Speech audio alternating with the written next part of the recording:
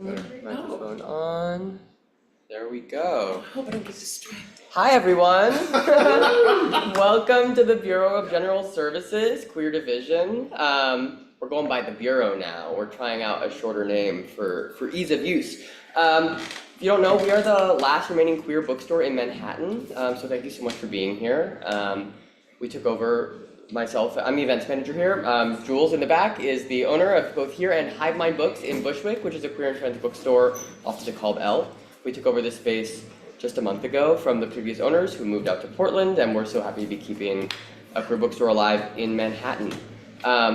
Before we continue, we'd like to acknowledge that as a part of the LGBT Center in Manhattan, the Bureau sits on the unceded and ancestral lands of the Lenape-Hoking people. As a part of that recognition, the Bureau does make a donation every month to the American Indian Community House, which is located here in Manhattan. That kind of donation is one of the ways that settlers and non-natives can sort of reconcile and work through living on unceded ancestral lands. As a part of that recognition and a fight against the work of decolonialization and anti-imperialism, we also like to recognize that our struggle as queer people is interconnected with the fight for a free and sovereign Palestine, as fights for liberation around the world are all sort of interconnected. If you want to learn more about that, we have some free zines in the back that are about the struggle of Palestine and the genocide going on in Gaza right now. We also host a number of really amazing events with Palestinian authors. Just earlier this week, we had a book launch for Homosexual Intifada, which is a collection of queer Palestinian stories. Yeah, we have a bunch of resources all around the store if you're interested in learning more about any of that.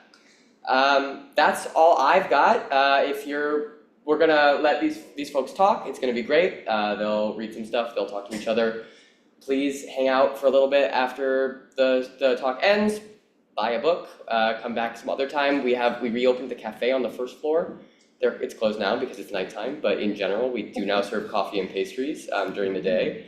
But other than that, without further ado, I'd like to introduce you to Rasheed, Newson, and Cassandra Freeman. I'm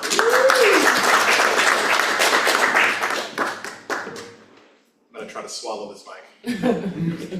Thank you for coming out. Thank you for interrupting your celebration of the Knicks championship to be here. Tonight, I'm going to read about an alliance that is historically important and very close to my heart, is the alliance between straight women and gay men, particularly black straight women and black gay men. Do you mind if we could close that door?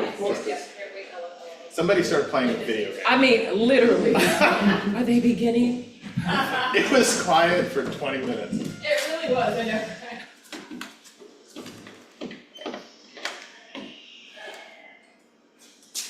Saving the lot.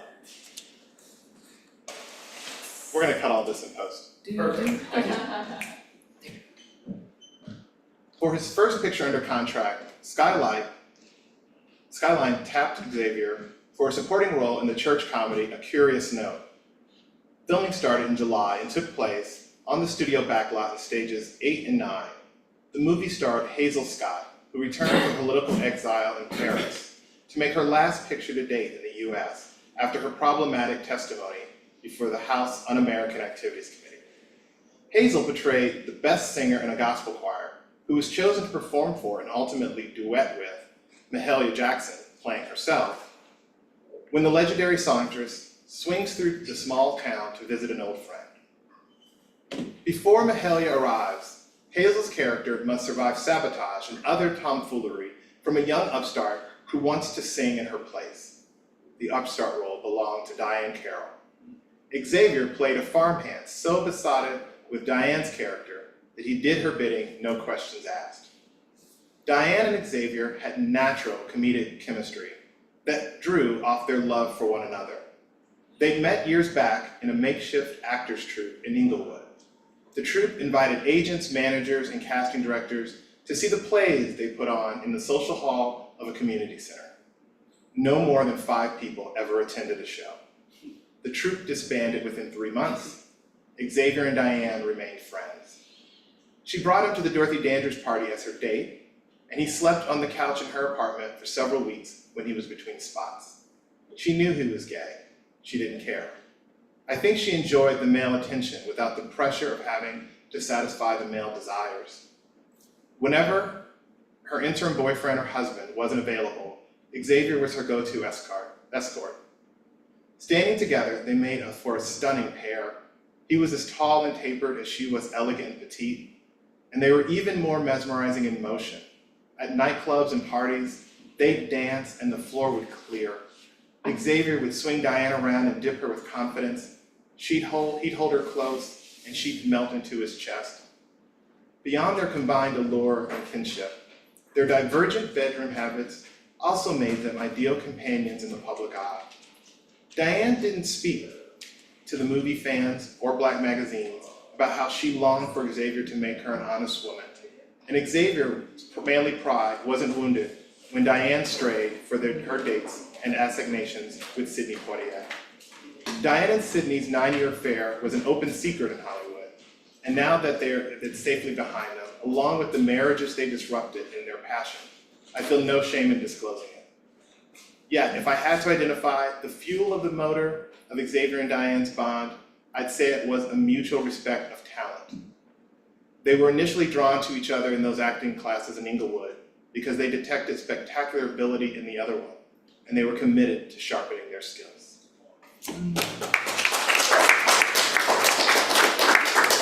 Rasheed Newson, everybody. I so love that that's the entry that you read when we've been talking about the book, and you can't help but, first of all, you can't help but read this book and fall in love with Diane Carroll and Xavier. First of all, even the entry of Diane Carroll into this just before Billie Holiday comes on stage and her just having her own apple, I so love that you even have her in this. And then as the book goes on, you're like, oh, it's Montgomery Clift and Elizabeth Taylor. Yeah. That's your archetype happening through the two of them. Tell me, what started first for you when you wrote this book? Like, did you start with Aaron? Was it Horace? Was it Xavier? Like, where did you start? I wanted sort of like a Black gay Marilyn Monroe. I wanted somebody who got really close to the top and then found the deal they'd made with Hollywood untenable. And what I think happens to Xavier and what I think happened to Marilyn is this idea of Hollywood has this way of sort of building these guardrails around you, and when they're through with you, all they have to do is take the guardrails away. And you will sort of meet your doom. They take away the guardrails, but they also sick their dogs on you as well. And they have all the power of framing what the conversation is too. I like to call it's the myth of absence, or it's the myth of whatever they want to put in your place. You know what I thought about reading this? It reminded me of this one moment in Ryan Murphy's show, Duel. And there's that moment, who are the two starlets in Duel? Katharine Hepburn? I think Betty Davis and Joan Crawford. And I guess I'm getting everything wrong right now, but I think whoever passes away first, I want to forget they're at the It was Joan. And all they say really quickly in memoriam, and then they say Joan Crawford, and then they go on to the next person, and someone in the background says, "That's all she gets," and she's smoking a cigarette. She's like, "That's all any of us gets," and she just puts it out, and you're like, yes. And now everyone else gets to say what her life is about. And what I loved about this book, you dared to say, question the stories. Question the story about Walt Disney and his death. Like, what is wrong with you? Okay, wait, so many things to talk about, but go back. I love that you started off with this because, reading this book, I thought, oh my God, my life is filled with so many gay friends for a lot of the same reasons. Like, who else can come and help me get dressed? I can be naked, I can be out acting silly. That person is my security and my lover and my brother and my sister all at once. Well, and you don't have to have your guard up. Not at all, right? And that's going both ways, that this person can be honest with you and they don't have to make sure they're using the right pronouns or lying about the pronouns. Yes, and also they're not overwhelmed with your beauty either. Like, these are both very beautiful people. Yeah. So neither one of them are ever always like, oh, I gotta listen to you because you're so beautiful. They actually are in love with each other's talent that's what actually unites them. And I feel like when you're a part of a club that recognizes talent, that's what sort of lives above like what you look like on the outside. Whereas Hollywood is all about, you look perfect, doll, you look perfect. I think stardom and beauty has a way of, like, people just don't want to be honest with you. Nobody wants to tell you that you've made a mistake. And so you cling to the people who are going to be like, that's a mess. No, you're horrible in that color. They're not trying to be cruel, they're just giving it to you straight. Or saying like, no, don't forget what your actual passion was. The book made me think about entering Hollywood as a young person in my 20s and what people said then versus now. And the book is about, is everyone living in a delusion? Like, you have to be so delusional to You have to have an ego. Yeah, I mean, you have to believe that of all the people you've ever met, you're the one who belongs on screen. Yeah. And you have to believe that of all the other people who look gorgeous and are just as talented, maybe have more credits in the audition, like, it's kind of cruel that we put you all in the same room for an audition. Yes. Like, when you go for a job interview, you very purposely do not run into anyone else looking for that job. We're like, how about all 20 of you go sit out there and just stew in your insecurities with one another? And you just have to believe you are going to prevail. Which is why I love the book so much, because I feel like it's not about people who are willing to do anything to be famous. It's like people who actually love movies, who love movie making, who have their own idea of what they think being in the industry is. Well, until you get burned and you're like, that's what this thing is about. Oh, you know. Well, you think I have something to say, I have something to give, I want to share this gift. And especially when you're looking at a script, I mean, actors come in, they're like, this is my point of view. That's right. This is my idea. And you have so much to give. So you're hoping whatever you touch is the thing you get to give it to, right? So let's just start off from the top of the book even with Aaron. Just what a beautiful way to introduce this character. It shows me how much, obviously you're in the industry, but you don't have to still love it. And somehow you still imbued your love for film. I do still love it. I mean, like, I sometimes think about that love. I sometimes like, am I in an abusive relationship? Oh, well, of course. It is abusive. But I am still drawn to the idea that there are stories that can matter and touch people who are never going to meet you, won't even necessarily know that they got that idea from this film or this show. I mean, that's sort of what keeps me going. And it is funny that, like, I think for artists who are drawn to this, the movies are something else. People go to the movies all the time and they like that, but they don't take it to heart. They don't take it as seriously. Like when Wicked came out, there were people who were like, Wicked, I love Wicked. And I'm like, but I've seen the way you vote. You're voting for the wizard. But they didn't make that connection. It's so crazy. Like, how did you love the art? How did you love these singers? But that isn't. You don't see the parallel. And artists, and those of us who are drawn to it, we see all the parallels and we take all of it to heart. And we think we have something to contribute to the conversation. Oh, no, for sure. You know, it's like we're all there's a part of the book where am I crazy? I'm reading too many things. So, you know, I'm an actress, but really I'm a professional reader, right? Like I read so much. Yes. That's a part of the job. So sometimes I'm like, am I hallucinating? But don't you have a part where you're like, it's almost like a religion?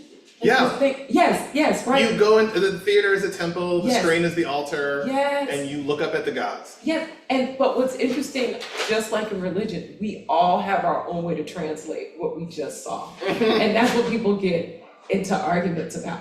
I love the whole thought too of, I mean, for me, when I became an actress, I came in because I was like, maybe the world doesn't know that Black women are like much more expanded than the stories I saw when I was a little girl. So that was my whole mode of trying to get into this. And then as you meet other people, you realize everyone has their mission statement for coming in.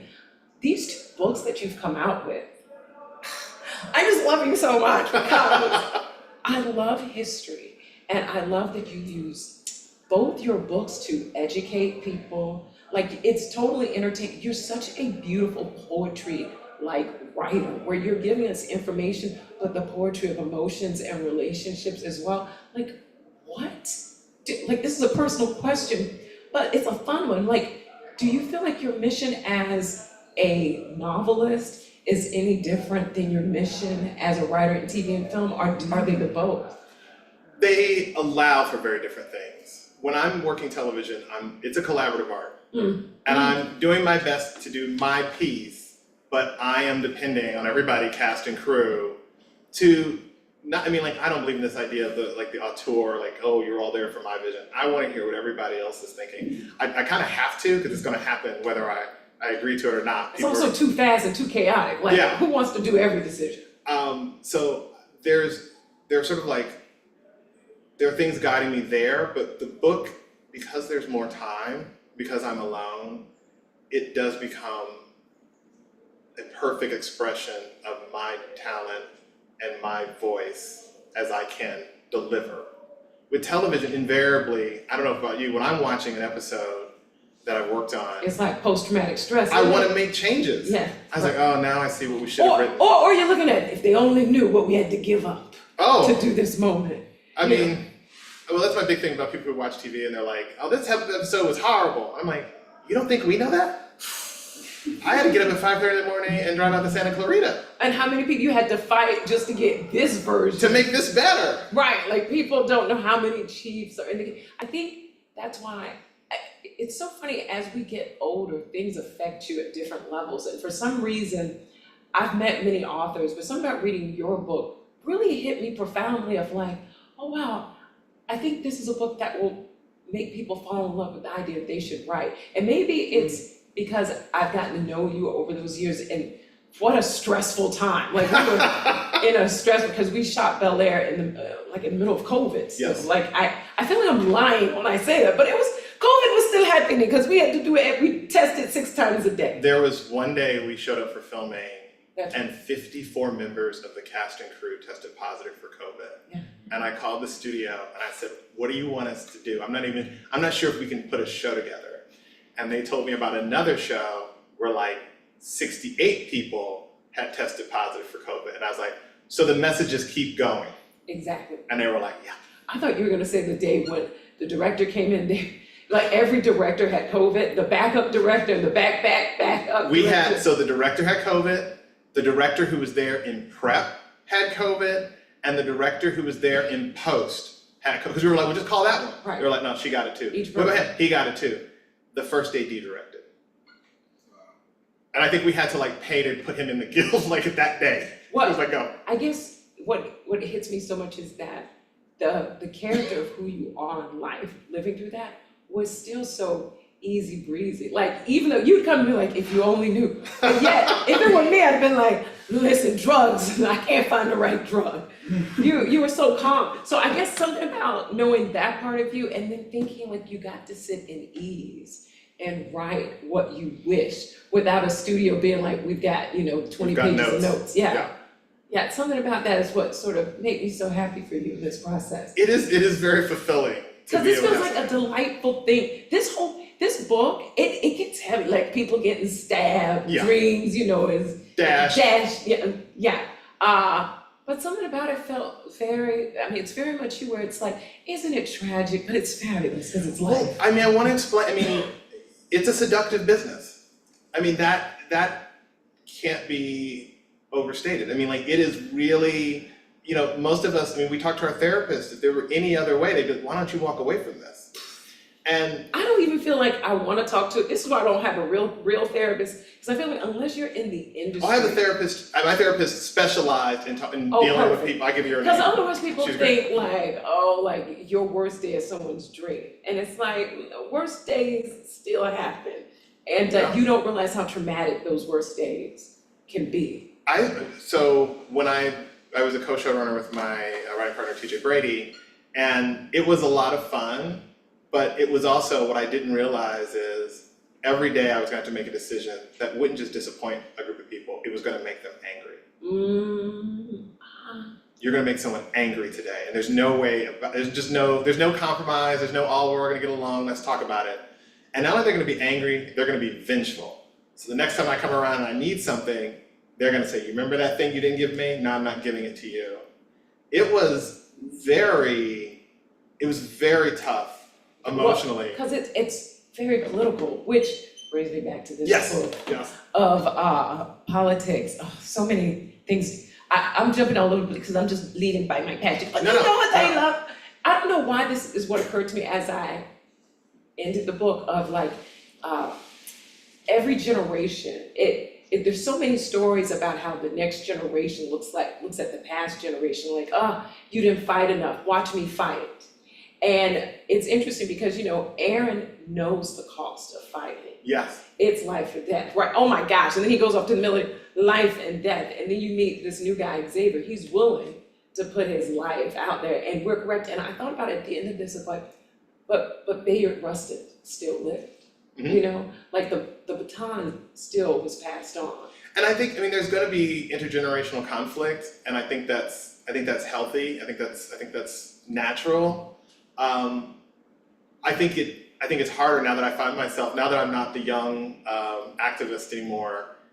I do with kids as well. With kids. I think having kids makes it even harder. But I've had to realize like, oh wait a minute, I was wrong about that.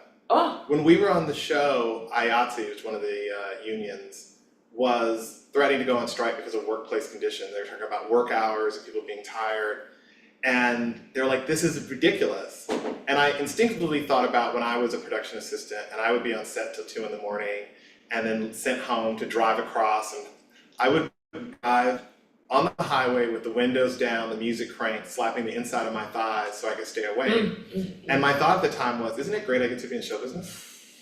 Can you believe, I thought this is me paying my dues. As a father, I would be like, what the hell is this job you have? If one of my kids told me they were doing this. But that's what happens. Every generation gets to have enough distance to be like, actually, I mean, that's what the Me Too movement was. But Yeah, the older but generation was like, baby, don't you know you're supposed to do it? Well, that's the thing. I think that's the trap not to fall into, which is, well, I went through that. Why can't you go through that? It made me who I am. And I'm very much like, yeah, I might have thought that was fun at the time, but I realize now that wasn't good. You know, I've been saying this line a lot, and I said, you know, the crushing, it doesn't always make diamonds. Sometimes it just pulverizes. Not everyone Yeah. gets to turn into a diamond from great crushing, for sure. I mean, also, And we're not all okay. Like, that's the other thing. The idea of like, well, I went through it, and I'm like, you got problems. That's another. You need help, you know? Also, there's an addiction to, it's so funny, you're like, it's an abusive boyfriend. Oh, it's interesting you said it because there's a whole line about how the relationship he has with actually the negative feelings, you start to think those bad things are actually, you know, lust. That's actually what love feels like. Oh, it's unstable. It's passion. It feels like passion. And you get very confused. Hollywood is very much that same thing too. Like, oh, of course it's supposed to be. I think about the first time when I got like my Hollywood agent and I'm in Los Angeles and I meet that agent, and I won't forget, this man had such a clear idea, and he was just like, this has been true for most of my career, like, you're too pretty, so Hollywood doesn't want that for you. Okay, so when you get an audition, don't put on makeup, don't even change your clothes, just wear whatever you wear, like, look as bad as possible. And I remember it just kind of went off my, like, water off a duck's back. I was like, he's not talking to me. You go, well, he thought I'm pretty. Well, no, right? No, but I was just like, but there's Diane Carroll. Like, what are we talking about? Like, they're always beautiful women. And so much of my career has been about how do we dull down the pretty in me. And Bel Air was like one of the first, maybe only 2 shows in my career where people were like, she could be as beautiful as she wants. No, pick the most beautiful dress. Pick the most, you know what I'm saying? What? And I felt like, oh, if I could only I have remember this you in thing. those fittings. I remember, I'm like, this is couture. What are we doing? We had It's just everything in there. What, there was like some dress we flew from Paris. It's like the only one. I'm like, what are we doing? And you know what it felt like to me? And I think it felt like the audience too. It felt healing because we're so used to being erased and dulled down. And I guess that's what this book felt like to me. You were like, no, let's indulge like Diane Carroll. Oh my God, Xavier and his beauty. The first time he goes to a party, right? Yeah. And how that whole scene, first of all, I had so many men in my mind. So you're not gonna tell us who you had in your mind. No, you had a couple of men in your mind. It's always a composite. It's That's a why composite. You go to composite. So obviously, he also needs to be different than Sidney Poitier as well. Well, that was interesting. Like, I knew he was 10 years younger than Sidney, because that alone creates an insecurity in someone. When they start going, we need a younger version of X. When that conversation Because I've been in the room and they'll be saying, we need a younger version of X. And I'm like, X is 31 years old. Come on, And they're like, we need somebody 21. And then I also thought about like where the audience would be. Because Sydney had sort of like that model Negro thing going. And then you get to the 60s and there's a school of moviegoers, black moviegoers, they're sick of that. That's exactly They're tired of his diction, they're tired of his attitude and his stiffness. And they want somebody they can relate to who feels more real. It's also the way Xavier's career has sort of built up through the book, where he doesn't get those starring roles, and so he dies and gets beat up, and so you begin to empathize with him. Well, I had that with Lorenz Tate. Like I saw Lorenz Tate, I watched that career before he got to Love Jones. Yes. I saw, I'm like, is he gonna make it? Is he gonna make it? But that you could even follow that career. The two things about that. First of all, I love that that's the way he comes up. And that the audience is like, oh, can the brother live past this moment?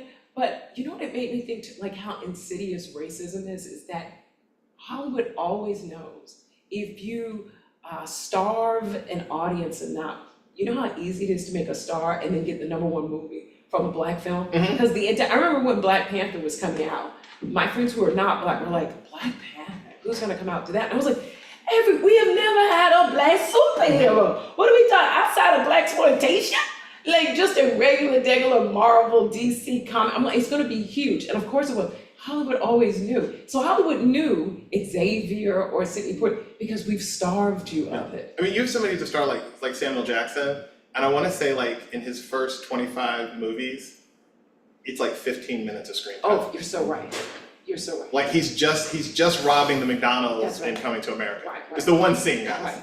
And that's like his first 25 That's films. right. Even in Jungle Fever, like he's not the main person in Jungle Fever either. He actually, it's not true. Jungle Fever, he started to have a bit of a storyline because he becomes the son to Ossie. Yeah. Ossie and Ruby Dee in that movie. But there's so many films that I've watched where I'm like, was that, same with Morgan Freeman. Where you be like, was that Morgan Freeman? He just walked through here. Or was that Lawrence Tate? I mean, not Lawrence Tate, Lawrence Fishburne? You're like, is that him? Okay, go back to the politics of it all. Yeah. Politics. You can't have politics here. Talk about the ones. Look, first of all, there's only one son of Hollywood. This could have been a series of, there's at least 20 cents. And one of them is you can't be political. Talk into that. Well, I mean, I write about the past, but I think I'm supposed to be making the past urgent and relevant See, today. to me, that's a part of your mission statement. Yeah, for sure. That this is, so like that idea of what we want from celebrities, whether it's athletes or stars, is something we're still fighting with. People are like, oh, why can't he just shut up and play ball? Why can't she just shut up and sing? And yet, I think a growing part of the audience also wants to hear from people about how they feel about issues, especially when it's like you're part of our community, you see what's happening to our community, we want to hear from you. And that really started for Black stars around the civil rights movement. There's never been a political issue that got unanimous support from everybody in the country. But World War II had enough broad support that it felt like everybody was sort of on the same side of that. But then you start getting the civil rights movement, and you have some stars like Nat King Cole who initially said, I can't do anything about the segregated audience, I'm just a singer. Until someone jumps on that stage. Until somebody came for him and he changed. And then you have other people who believe they're supposed to be taking a stance. But I believe that there's a gap in like male stars between Sidney Poitier and like Eddie Murphy, Denzel Washington in the 1980s. Because the machine was like, this is very risky for us. It's very risky to have a Black talent who could talk to the politics of the time and alienate the white audience. So it's like, just keep making white ones. Because they don't have the same burden to talk about these issues. Well, yeah, because you talk about Red Fox a bit in the book. Yeah. Too, yeah. First of all, I was shocked to even see Red Fox. I'm like, Red Fox making a cameo, and this ain't Forrest Gump. No, well, the thing, Red Fox was important to me because like, it's easy to, now people see, Sanford and Son, and he's sort of like this cuddly television star. This man was the king of party records. This was the most, like the dirtiest, most blue, most provocative, divisive comedian in that world. And it took him a very long time to transition into something that they would allow on network television. That's palatable, yes, Yeah. of course. And at one point, it looked impossible, which is something I also like about this book, is that I'm taking this this snapshot in history where they don't know the future. My frustration with a lot of like historical fiction is everybody's winking at you like they know where the future is going, and they just don't. We don't now know where the future is going. And so I want to kind of keep everybody in that same blind. So like in the book, Aaron thinks that Red Fox is sort of doomed to his Las Vegas comic persona and will never, ever make it on television. Well, Aaron is the Olivia Pope of his time. Yeah. Like when I do my Instagram video, that's my way to dumb it down. Like, yo, you know what this book is? Imagine a black, gay Olivia Pope trying to make sure all the other black gay people are taken care of. He's like, he really is the fixer. But to go back to the politics for a second too, I always think about Harry Belafonte finding out like from one phone call from his agent. And it's like, yeah, you're on the list, And I think about all these different people who are emerging in this book. This book, I think I love it. I love the book so much. It dazzles me so much because one of the reasons I came to Hollywood or became an actress is that in my mind, I thought there were rooms where Harry Belafonte and Gloria Steinem and Jane Fonda and, James Baldwin, like all these people, Marlon Brando, they sitting around and they're saying, okay, we're gonna change the culture. This what we're gonna do. We're gonna do a movie on this thing. And then you get it and you're like, it's not exactly like that. It was a smaller world then. That's one of the things I try not to be nostalgic about the past, but you had about a half dozen big time stars, and they're gonna know each other. Remember back in the day when you get like Ebony magazine and on the back page, it would be one page of all the TV that had black people in it. Yes, guest starring and everything. Yeah, and I saw that just recently. I was like, oh my God, it took up one page like that. And today, actually there's been so many pullbacks that maybe you could fit it on one page again. But in the heyday, I love that so much. And that's why I think the book sort of dazzled me so much. It's also why, like, we talk about how to stay sane in the industry when this industry is very much in quicksand. But I'm also thinking we don't know it because we're in it. And I don't know, do people know when they're in a renaissance? But I do feel like we're in like a creative renaissance where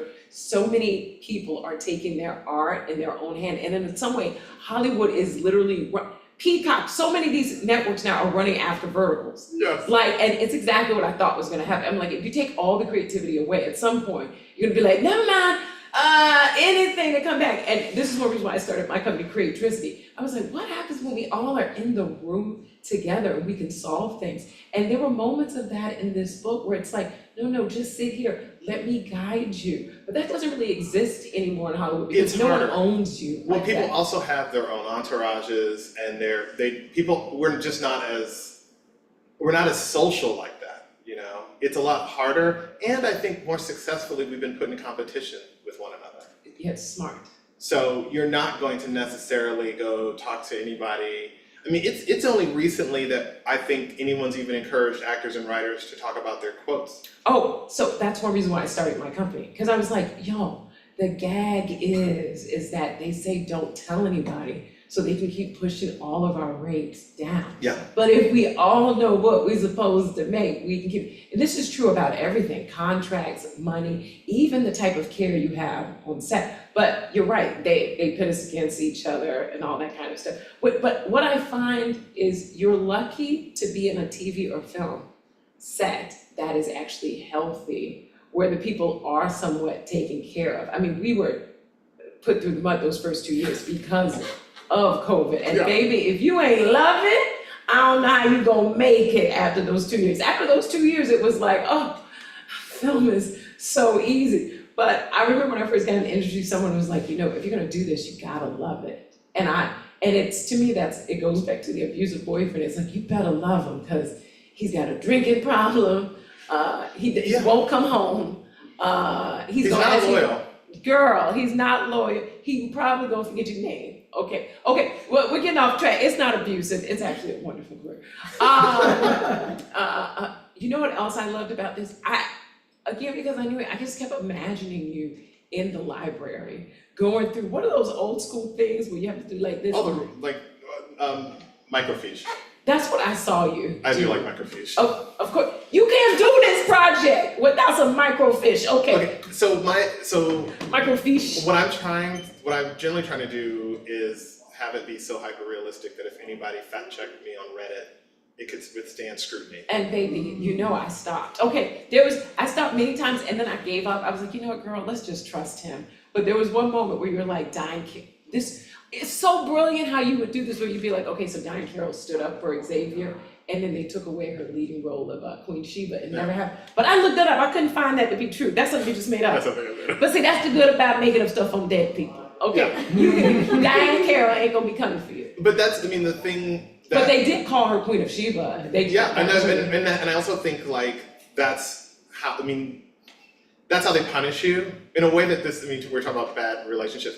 I typically try not to reveal to anyone above me what's most important to me about a show. Like if they ask me, oh, what do you love most about this show? They're not getting an honest answer out of me. Because that's leverage. Yes. Guess what they'll cancel? Yes. I mean, we had on Bel Air, we had all this art that we licensed and we put real artists, and it was a whole thing, and it was very tough. It hadn't been done on a lot of shows. At that quantity. It was what I cared about tremendously. Ditto. And I put it into the budget when we were constructing the house. It was a line item, no one noticed.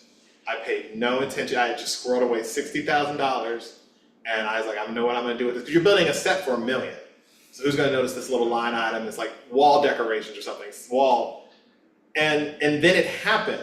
And I remember some of the executives coming over and being like, where did all this come from? When did we approve this? And I'm like, oh, back when we did construction, it was the construction budget. But I know that if I had at any point told them months earlier, I'm working on this project and I really care about this, somebody would have said on a day where I decided against them, I know how I'm gonna fix him. Oh, too bad that Xavier didn't know that. He shouldn't have played all his cards, but destiny. And well, at some point you do, and this is I think where I like Xavier a lot, you have to step out and show yourself. Right, that's courage. Well, I think to do this at that level, it takes so much courage. At some point, it can't help but get in just to your day-to-day life as well. Like, you have to make a mark. And he could have been the one, but he's too soon. That's the problem with being a visionary. You're too soon. Well, I mean, this goes to delusion, but it's also something I say about Hollywood. I say I've met, at this point, 1,000 messiahs.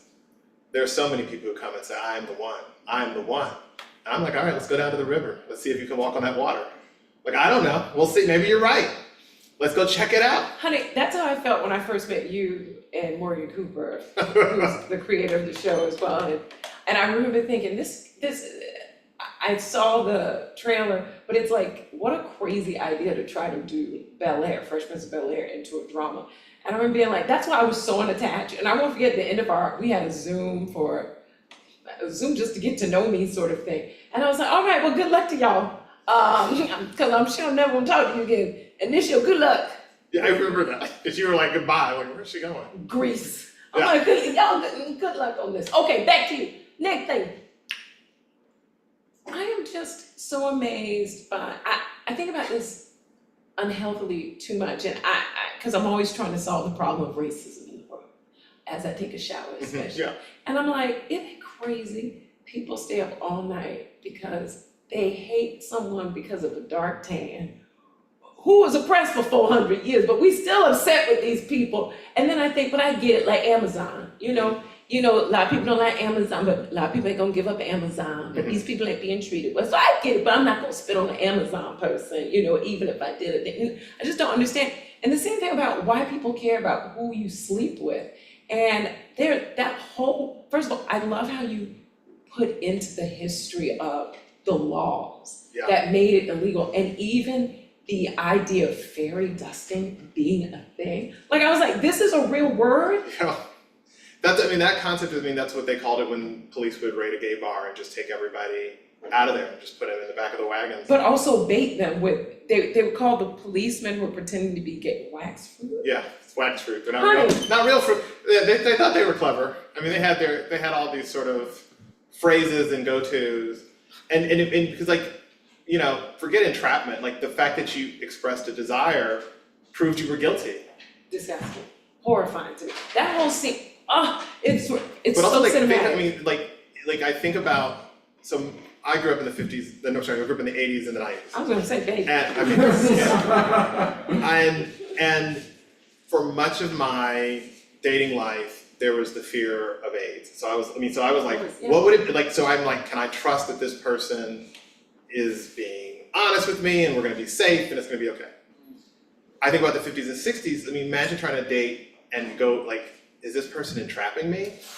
Is this person leading? Is this The a foot setup? tapping moment, and the character somehow has to figure out in 5 seconds, like, that foot tap means something Yeah, at the urinal. yeah. First of all, I'm sorry, that men have to pee all together is the gayest thing I've ever heard. So let's all just come out the closet And we right there. then we do it like in groups. I mean, like And we the do partitions are new. That is hilarious. Like they were not like. But they were no just- one else thinks like, what we talk, obviously we all a little gay. Because women ain't like, girl, let's pee next to each other. But men are like, let's hold each other's dicks 6 inches apart from each other. Yeah, let's see what you got. But this man doing a tap, what else can a tap mean? Unless, you might do a heel tap to get it out. But a front tap can only mean one thing. But here's, what it makes me laugh about it is I think it plays on the general obliviousness of straight men. They just don't see the tap. They don't, I mean, there was some study about like married men and they didn't know what the color of their wives' eyes were. Oh, honey, Like, yes, right. so like, there's just a lot they're not noticing. Also, and so it pays this is to so be there. true. I'm I like, wow. love that so much because they did a study as well when they asked men, who's your best friend? And the majority of men said, my wife. And when you ask the women had a best friend, and Yeah. her name was Sheila, like Yeah. an actual best friend. Outside this house. And to me, that speaks so much into the lack of straight men. And I do this, I don't know what I did this, but men who call themselves straight, but don't understand that they're really craving intimacy. And so they're saving all of this intimacy of their frailty for a wife, okay? Versus there's a whole world out here who you Yeah. can share it with. And I think this is why gay men are so great, because gay men are like, why can't I share it with everyone? Can't I just talk to you? Now, I'm sure there's some closed off gay men in the world as well. But I think the whole idea of like the yin of life, women, the whole idea of like the yin energy in women is about, I'm here to make sure, are we safe? Are we secure? And then that male energy, yang, or whatever that is supposed to come in and says, yes, it's safe, and now we're gonna build. It's like they're both supposed to work in cooperation. So then you think about the urinal, it's almost like somebody was like, well, I have all this energy, I should pee standing up next to someone, but no one thought about the in. Okay. Well, no, here's the thing, but I think because, I mean, it's almost like the spectrum of visible light. There's only so much that straight men see, and women and gay men have been operating outside the spectrum of visible light for straight men. We built whole worlds out there that they know nothing about. That's exactly Like, so right. when like they have a glory hole scene that takes place in like the 1950s. A straight man seeing that, he has no idea what he's looking at. He doesn't know he can't even imagine what that's for. He doesn't know why it's there. He's like, And I liked also writing outside of that gaze. Yes. No, I so appreciate that too, because I think I know a lot of things, and I love reading things where I'm like, look how stupid I am. Also, I just think in general, I always say we're just at the precipice, like we're still at like the beginning of telling so many stories, and it's like you could spend your whole life and only talk about Black gay men, like just Black, the queer community as much as you want, because there's so much we don't know. And I love this story so much because that moment for Aaron to even kiss Horace, honey, that was like a life or death moment to me. It was so violent. Like, for the next chapter to start and you don't tell me, does he live or die, was like, I have to still myself every page to find out that this man lived, to find out, baby, he's going to live for a long time. Yeah. And there are this many men who would keep so much down. Like, they saved each other. Talk about that. Those relationships. Well, I think, and what I think is really tough is they were having those relationships without any of the language to help them really navigate it. Right? Like they have wants and needs and they don't know how to express them. They yearn to help each other, but they don't know how to do it. There's a scene in a You're restaurant. so right. It's like a coming of age story when you think about it like that. And they're grown men. That's my point. And It's they're coming of still- age, but they've come of age. There's a point where Horace is mourning the death of his mother and they're sitting in a public restaurant. Oh, yes, right. And Xavier's like, if he was a woman or if I was a woman, I could take his hand, I could reach across. But the rigidity of heterosexual behavior forbids any contact. I have to just sit there and watch you suffer, and hopefully I'm trying to tell you with my eyes. Everything straight, everything about the nuclear family, living in the picket fence, which I call the prison gates of home. Like all of these things are about repressing. You have to repress I've always felt like to sign up for America and say you're black or white, to say you are white is to strip yourself of any culture, of any ancient history of who you are. Therefore, you give up community and take the picket fence. You give up full expression and call yourself straight. You give up the ability actually to live a full expressive life of love and care and community. And here's the thing, I think that leaves this sort of aching need, like there's this unfulfilled thing in you, and now you can't back out of it because you made such a show of claiming it, so you're just angry.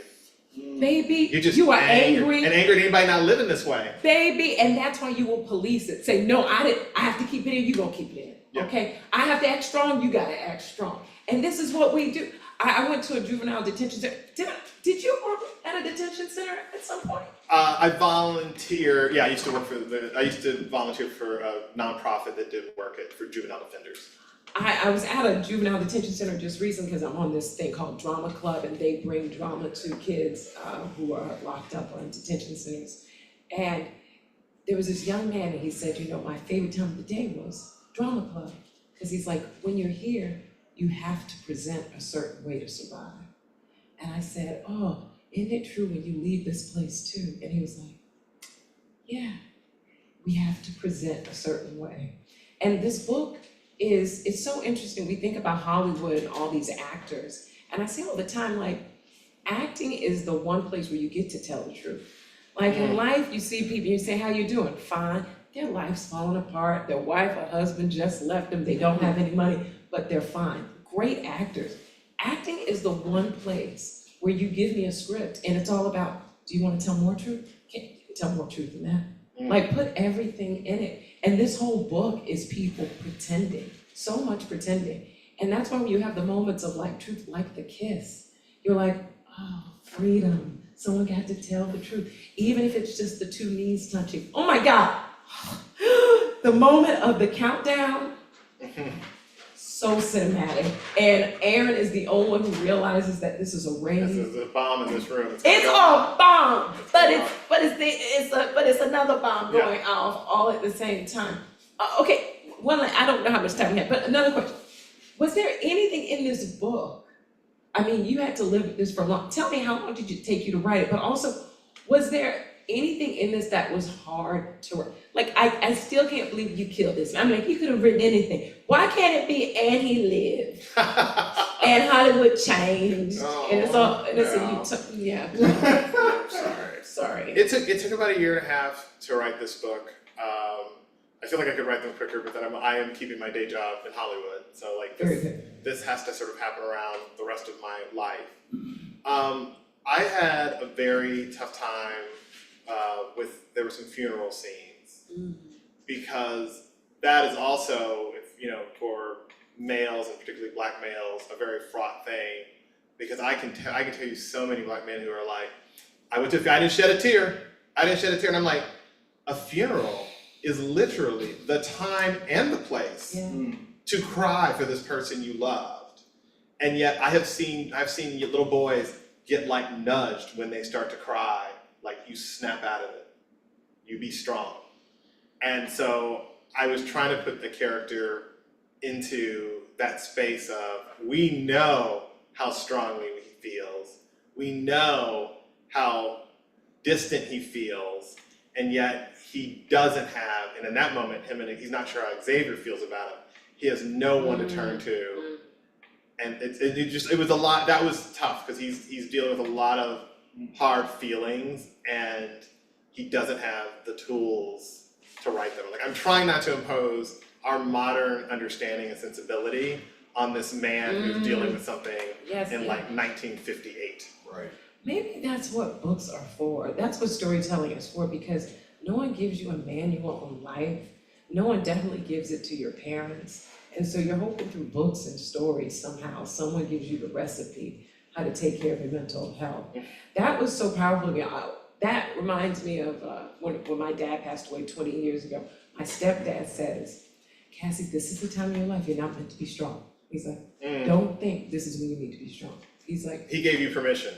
yeah, and I remember that's the thing that kept, and let me tell you, baby, I fell apart. Wait, Okay. do you have brothers? Did he say that to any of the boys?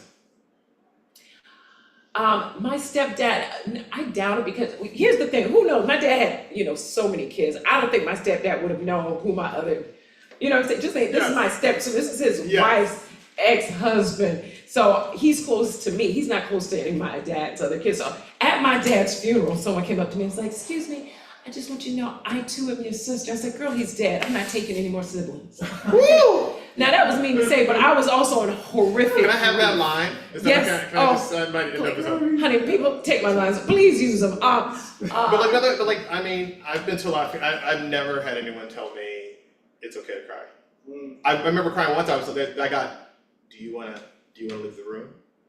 I hate people. I have a little boy, and the whole time I thought, when I was pregnant, I just knew I was having a girl, and I was like, her name's gonna be Rose. I had a whole idea. And then they said a boy, and I was like, oh, I was kind of scared. I was like, oh, I was not prepared. I only got one name. But I feel like there are a lot more boys being born, and I wanna believe it's to fix the frequency of that. Because in our house, he cries, I said, you can cry, it's good to cry. You can't get to the next thing until you cry it out.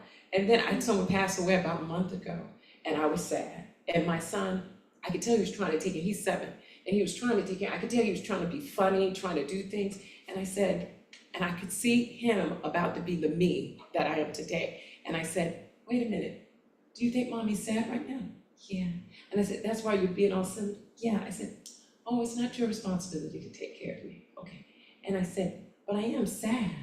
And I said, I'm going through grief. And I said, you know what grief is? And he's like, no. And I said, you know how you feel when you cry? Yeah. And I said, how do you feel when you're done crying? Much better. Grief, you don't get too much better for a while. So you just stay sad. But it means I just miss that person. It's like a celebration. Every time I cry, it's like, oh, I miss them. He's like, yeah, because you're not going to see them anymore. Yes. And I'm like, if my job is just teach this one little boy to go off to teach all the other little boys, like, nah, y'all, it's really cool to actually feel things. Yeah, and it's safe, and you'll be better off. Safe, and you'll be applauded. Like, yes, sometimes you're not strong enough. Yet you need to go tell somebody. Like, I feel that's the whole rewiring of this generation.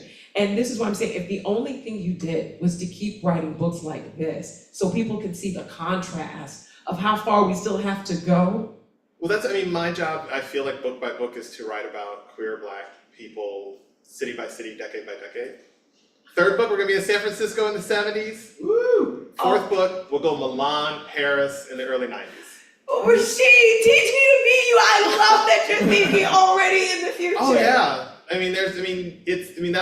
That's what's sort of fun about books is like you can lead time them, right? Like I feel oftentimes with books people are rushing themselves. With writing they're rushing themselves. With TV we are absolutely being rushed by the production calendar.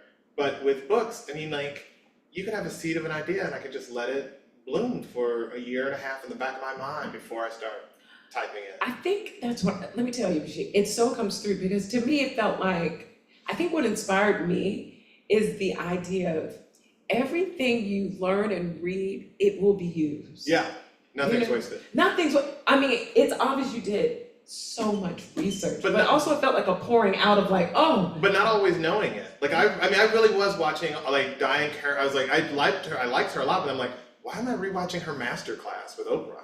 Like, why am I didn't know why. There's a masterclass? Oh, that's really good. Because I'm one of those people where I remember I went through a time where I kept reading biographies and I read Diana Ross's biography and then Barbara Streisand back to back. You know, it was crazy. And Diana Ross's book, she talked so much about Barbara Streisand because they were coming up around the same time. And Barbara, she's Jewish, but she's still a white woman. She got way more, but still a woman, so not as much, but way more than Diana Ross. Okay, and she kept comparing herself. Then you read Barbara's book, she don't mention Diana. No. Like, I'm like, if people only knew how much real estate they take up in our mind. But both these women are so iconic, and they went out of their way to pave their own way. And so I went down that same rabbit hole with Diane Carroll. And so I'm doing Diane Keaton. Maybe I'm on a Diane trip. But Diane Carroll, to see somebody just love Diane Carroll as much as me. Yeah. I tell people all the time, the first day on set of Bel Air, before I ever hit the stage, I just sat in my room and I watched Diane Carroll and I watched Janet Hubert, Aunt Viv Noor. That's all I just sat there and I was like, I just want that energy in my trailer. So it means so much to me that you were like, here's a great Black woman that Oh, I love her, yeah. gets to be like, and I love how you introduce, oh, it's so iconic. Like, can we just do a Kickstarter fundraise just to do the introduction of her and Billie Holiday and just all of these people coming together, and he doesn't even know who Diane Carroll is. She's like, trust me. The world doesn't know at that moment. Yes, but she knows who she is. I feel like that's the thing about a great star. It's like a great star knows within, like, you don't, it's like Alexander Hamilton, like, just you wait, I might not have much yet, but just you wait, I have a lot to prove. Anyway, wait, before you finish, we're about to close up. What do we do questions? Well, we got questions? If they have questions. Oh my God. We'll see if they have questions. Okay, not all at once. Oh my God, so many hands here. Feel free to ask questions. It can be about this book. I'm gonna ask one more question, so don't put you on the spot, okay? Here we go, one last question. I'm gonna go back and ask it again. Was there a moment in this book, even in that year and a half, where you're like, I don't know which way to go? Or are you the type of writer that's like, this is what I'm writing, and this is the journey? Because even if you know the journey, are you someone like, I paint. Like, I don't know what the painting is gonna look like all the time. I'm sort of like, this sort of makes this next thing happen. Like, which is it?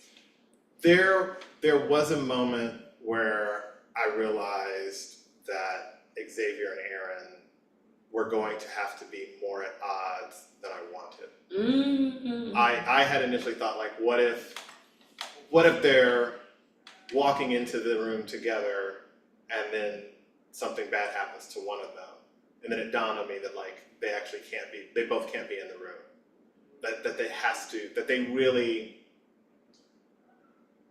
That friendship has to end in discord. Like, it has to be. I was so surprised by that too. And that was tough. Like, getting them there credibly, because I think they love each other. I mean, we talk about, and there was in the queer community, the gay community, there was a sort of thing of like every other gay man is my brother and my lover. This idea of like, we weren't able to have husbands. So like, who's the love of your life? Mm. And oftentimes the love of your life was actually a very good friend. And I don't think Aaron realizes until it's too late that Xavier's actually the love of his life. And it's, and so there was discomfort in the story where I felt like I had to do really tough, bad things to characters I cared about. But I was also just like, I'm sorry. I felt that, because I remember just stopping and be like, why are you acting this way? What is wrong with you? This man is the bridge to keep you safe. Yeah, but I feel that now in political times, I have friends, long-standing friends who, we sort of look up and you're like, how did you get all the way over there? Yes. Shockingly, I have people like that too. Where I thought, I mean this in the best way, but I thought it was just a white person thing where you're just like, of course you don't know which one of your white friends are crazy.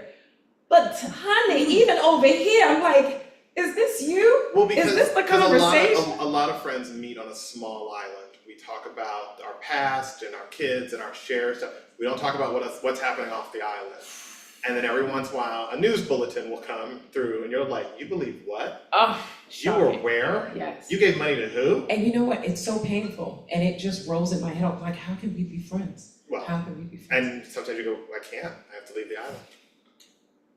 So that gave there we go. Any questions about this island? Go for it. Yes, please. Okay, so you started your career as a TV writer, which is a visual medium, and in not transitioning, but in writing books, it's like a different. You're writing where people have to imagine themselves the visuals. So how has that both challenged you and served you? Like, what are the ways in which it's I mean, impacted your writing? the similarity is like before I write dialogue or write a script, I do a lot of the try to internalize. Like one of the things I say in the room a lot is, let's pretend we're not pretending. How would this person actually feel? What would they know? How would they come at this? And I'm hoping that will inform when I'm writing in television. In the book, I actually get to write it down. I just get to share with you all of that thinking and all of that internal work. I also tend to check in with my department heads even when I'm writing a book. So I can write a scene and it's mostly like dialogue and action, but like we should talk to the costume department. What are they wearing? We should talk to set deck. What would this room look like? Like, and so I have that checklist with me. I don't always include everybody, but I want like 2 or 3 other senses to engage the reader in when I'm writing this piece. The biggest disadvantages are also built into the medium. What's lovely about working in television is I don't always have to come up with the idea. There are all these other creative people who you can be saved by your peers. When you're writing a book, there's nobody coming to save you. Like, I know I'll get to a point I'm like, this is not good enough. This is not the note. I have not done this yet. And there's no one to turn to. Oh my God, there's nowhere to hide either. And I know it. Like, that's the other thing. Like, I can't delude myself about this. I'm sure there are things I'm lying to myself about, but my writing, I don't think is one of them. And so I'm just sort of like, I have to sit with this until I can think of a better idea. The good thing is, when it comes to the book, there really is no production deadline. I remind myself all the time, the world is not waiting on you to write this book. It will be done when it gets done. So I do have the luxury of finding it when I need more time, but I have to find it. I think what a healthy way to, in general, I've said this my whole career, to only focus on one discipline is not a great use of all your talents. Like, you need to have something to sort of let the pressure off. And in TV, like you said, there's so much of we're running out of time, we're running out of money, please do something. It's so nice to be like, no, there's no rush, take all the time. Yes. It's the most healing thing to do for one's nervous system, because I feel like part of the trap of this industry is you can get intoxicated with the adrenaline rush to have to keep going on nothing. Whereas writing, for me, painting in my company, it's like, no, it's at my speed. Yeah, there was a day on Bel Air where we were going to have 4 actors in a scene, and the news came out that 3 of them had tested positive. I pulled another actor out of ADR. He was doing recording. I said, "Could you just come down here? You're going to be in this scene." He's like, "What scene?" I don't know. I'm going to write it now. And I had they're like, "We're doing the lights. We need pages in 45 minutes." And I remember it was one of those times of like, I had a general idea of what maybe I could do with these 2 people. But I also was like, I'm just gonna start typing and I hope words come out. To me, that sounds like the Olympics of talent. Like, can you put something out? That's the Olympics. I mean, I wish it felt good. Like in terms of just being in, I wish I was such a badass. I was like, oh my God. Like, just like, you don't have, I mean, sometimes you don't have enough time to be scared. You don't have enough time to second guess yourself. I think I just Let's go. kind of love it because I started in theater, and theater is so much like, okay, that person forgot their line. Okay, they didn't do the costume. Like, you gotta make it work. I love the idea of it, and only great talent can really survive it. You gotta make it work. So you have great talent, and also just a great personality, because again, it's not like you ever came out cussing everybody out. You're just like, we're gonna get the sad thing is, if it in any way had helped, if there had been anything to gain, I would have cussed you all out and yelled my head off. But there's nothing in that. It's true. I mean, I was a showrunner. I did not feel powerful. I felt at the mercy of everyone around me. I don't have many tools. Like, as a showrunner, you can't sanction people. You can simply fire them. But then you got to find someone else. And oftentimes, if you may not even have the power to fire them. So I remember coming down and be like, hey, we changed these pages. Do you mind? Like, I'm begging for mercy most of the day. Show business. He who wears the crown. Yeah. Yes. Yes, another question. Oh, this skirt. Funny you asked that question.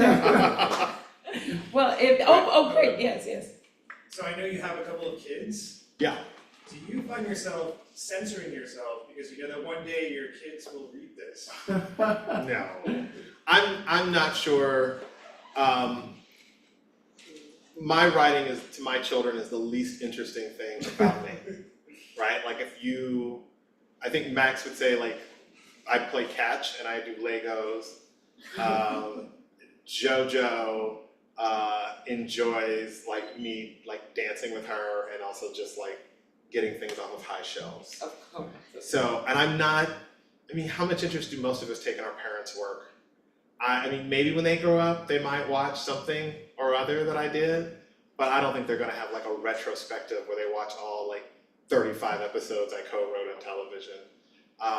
You Yeah. never know. But it's probably true. I think about Meryl Streep and people are like, oh, so your kids are actors. And she's like, they don't listen to me. These people, and all people just roll their eyes. And I'm like, well, you're Meryl Streep. I have to say though, my son, I feel like maybe he's my dad reincarnated. He's so, like he'll just be like, I'm just so proud of you. I'd love to see this episode. He wants to dress me. He's so. Jojo will help me. Jojo will help me pick out outfits. So they'll help you to dress, but my son actually or like if someone stops me and wants to take a picture with me, he's always like, no, you must take a picture.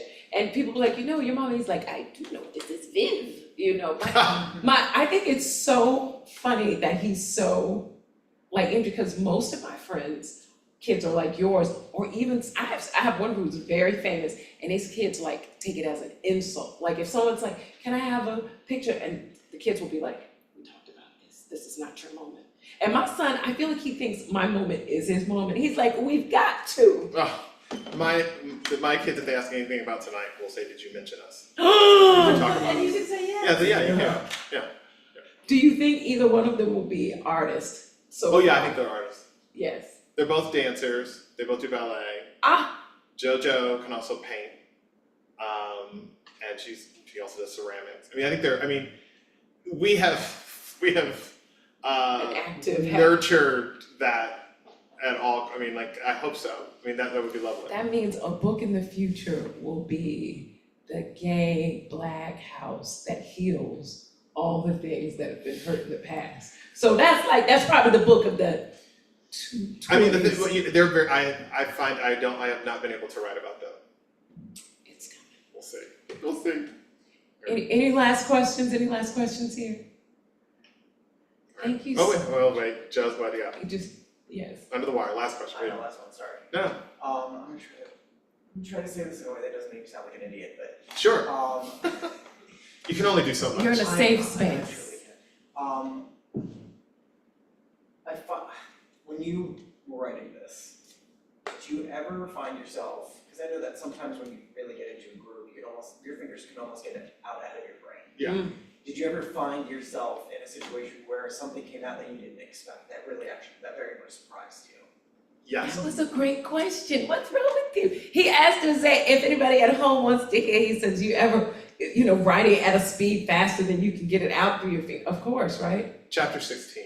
Oh, the best chapter. Chapter 16, I was like, ooh, this went a little further than I thought it was gonna go. I mean, I had an outline, and I thought we hit a certain point, but it went further than I thought. I mean, I'm not afraid of that because you can always take it back. You can always hit the delete button and take it out. But I'm like, let's see where it goes. There was also another one where he sits down and he meets with Horace's sister. Aaron meets with Horace's sister, and everything coming out of her mouth, I was like, okay. She had a point of view, and I was like, we are following this train. Let's just see, because I was like, oh my, I was like, how is she gonna say it? And she got pretty close. I think, what a great question, because what was so, what was so vivid to me about reading this book is how you are an amazing writer, actor, director, storyteller. Like the way you were able to allow us to drop in so fully and felt so free in the joy in what you gave us. I truly believe that you are probably one of our greatest writers living right now. You're doing such important work. You're just at the beginning, And I feel so lucky, and I felt so flattered and honored for you to even ask me to come out. And then I read the book and I felt even more honored. I was like, this is so my energy. Thank you. And I know it's not just me. I know so many people are just gonna constantly look forward to every book because you have so much to say and we are so needing to hear it. So thank you so much, Rasheed. Thank you.